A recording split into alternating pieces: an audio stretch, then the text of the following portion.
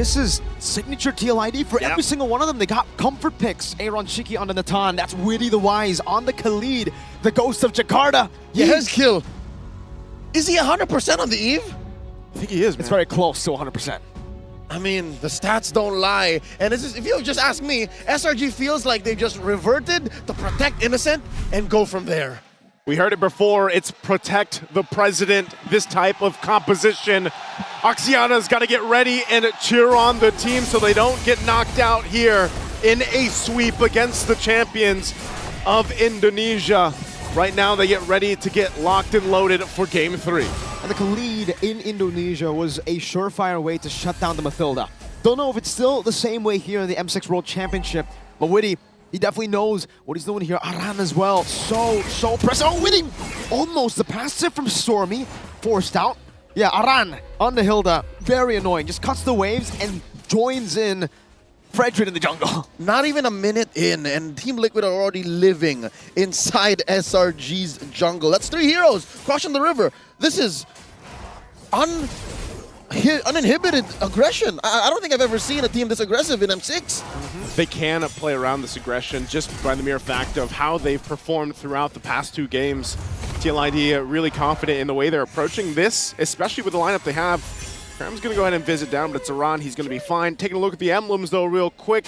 We do, of course, have that war cry, Edith. We've seen this iteration before, and it can actually do quite a bit through the course of a game. Of course, the quantum charges here for Innocent to go ahead and play around the mobility already provided with a Matilda. And, you know, that combination, too. Matilda, Fredrin hasn't worked out for some teams, but again, it's still a risk against what TLID wants to set up. Something very telling as well. This is Kram's Edith rocking the double mobility emblem set. So he understands that I'm not going to see Aran very often on the Hilda, so I might as well rotate quickly around my lanes as well. Yeah, solid choice. Aran might actually get caught in the cut here. Actually is able to escape for a bit, guys. We'll definitely be looking for the taunt. That's an Earth Shatter. Another knock up and another taunt. Kram wants to go for it. Aran is actually staying here. Decides to stay. Flickers out, but Yums gets first blood. All in the meantime, though. A free neutral objective. What time here, Team Liquid ID? If you ask me at this point in the game, I would say, yeah, Aran's life, maybe plus a flicker, is worth the turtle. I was going to say, that all he wanted to do was buy some time. Oh, now Yums. Oh, Raging Sandstorm going to be used. No connection, though, from Witty. So they'll back off. Oh! Voila! Fabian with a snipe down. Witty wants to steal this away. Oh, concussive blast! Steals it away. Fabian was able to combo it down. I think that was a Soul Sever from the Usurper. That's right. He served it up to Fabian, and it's for free across the map. Liquid ID's winning. Oh, man. Again, Fabian able to go ahead and get that. Now they just have control of pressure on the jungle here. Soul Sever. Fabian knows to play it slow. Not like this. Retribution advantage. He goes up with the Retribution, gets caught in a pretty glacier. Now it's Circling Eagle. Appraisers wrap from skies. But he still did steal the buff. You see, it's not on anyone from SRG. So good news is they get to stop the aggression. But bad news is, I think Sakai's needed that buff. Yeah, he did. He had to, but again, it's a good way to at least have an answer for something because they know that if TLID wants to play slow, they can. We saw this even back in Game 1. But if they want to go fast and build on momentum that they have early on, they'll do that as well. But the thing about this, too, is you have the Natan in the equation. Yeah. So late game potential is actually pretty strong here for TLID. Now, I got to ask the question. Bruno has been destroying everybody in the Swiss stage, knockout stage as well. Yep. But if it comes to the late game, do we still favor Natan, or is it still Bruno? Okay, if you ask me, Natan just has an extra layer of utility. Yep. There's more he can do than just throw balls out. Shiki and Innocent 1v1. Witty. Let's go. I wonder if he knows! Raging Sandstorm and the flicker back. The Purify coming up from Innocent. Oh, the slashes under the turret. Witty unable to get the kill. Innocent surviving. Witty sand walking away, plus a quick sand guard. He can just reload and do it again. He's going to stay down there, too. Turtle's now up. They're trying to make a play on Innocent. They do get the Purify out, so they're going to see the rotate here. Aaron Shiki joins this fight. They want to secure the objective. Circling Eagle, over to Aran. Oh, Frigid Glacier too! Everything used onto Aran. Yehezkiel's just chilling with the real world manipulation, and Kram will not be able to do much. Can they do it again? Sacrifice major resources to secure the turtle. Looks like it's gonna be unnecessary. Yeah. Liquid ID scoring the second turtle of the game. They want to go in for the purple buff too. Fabian has saved the Retribution. Appraiser's Wrath and the Retreat. Skies gets it, now goes on to Witty, but there might have been a mistake. Raging Sandstorm to the back, Stormy unable to be landed on. With that Raging Sandstorm, both teams disengage. They got to disengage from here, and you see all this pressure. What TLID is doing is, of course, delaying the levels for Sakai's here is already level. He just hits level 7. Fabian closer to that level 9 as he gets it just now. So that's the whole plan for them. They slow down an already slow hero in comparison to the Suyo. It's so hard for SRG to put resources on other heroes when their jungle is struggling like this. The Sky Prince is playing like a pauper right now. 3rd lowest in net gold across the game. Not even to mention the level gap. 2 levels, son, 2 levels.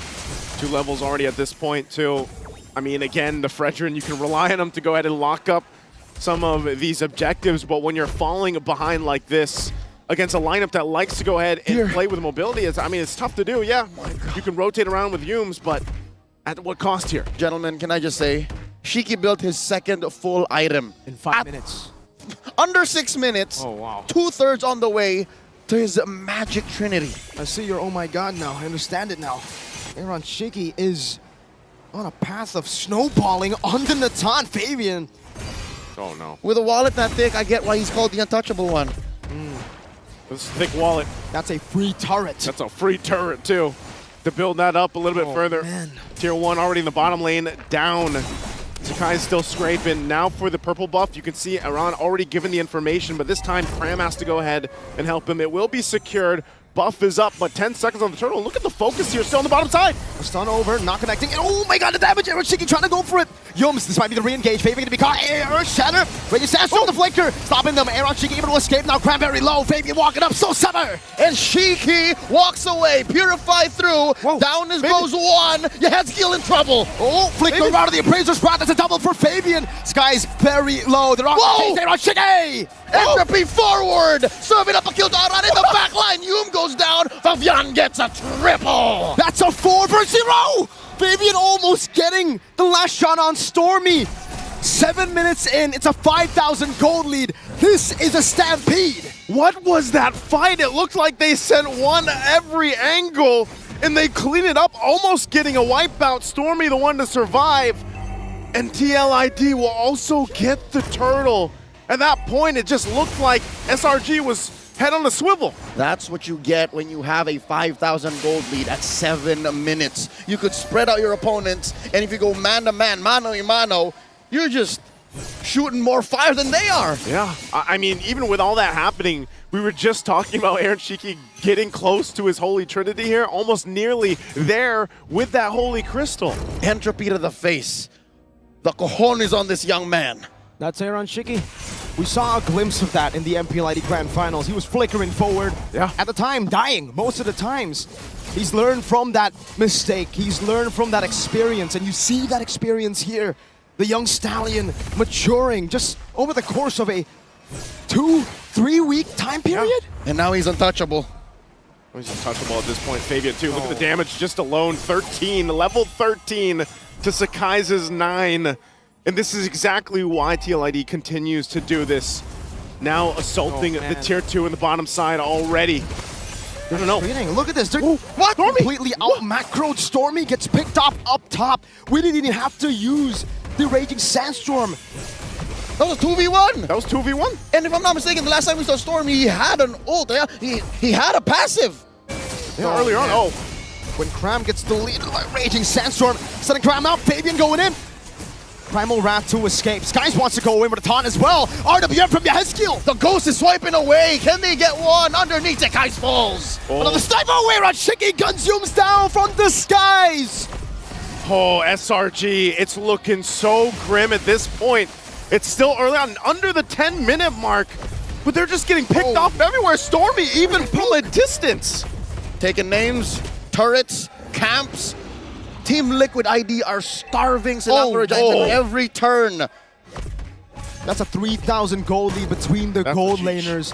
Aaron Shiki, Holy Crystal, on the way to a Divine Glaive, it seems. Yeah, that's going to be way too much. It already is. The deal with Lord gone doesn't stand up for long, and now buffs and everything else that TLID wants as they balloon it to 10,000 gold. at under the 10-minute mark. What's the comeback angle? What do SRG have to do to keep the Golden Road alive? I'll say stay underneath their turrets, pop the Holy Shields if necessary, and make the most of Stormy's ult. Frigid Glacier might actually be one of their few stoppers. There's a problem with that though. Innocent only has the Malefic gun. He doesn't have the Berserker's Fury yet. Yeah.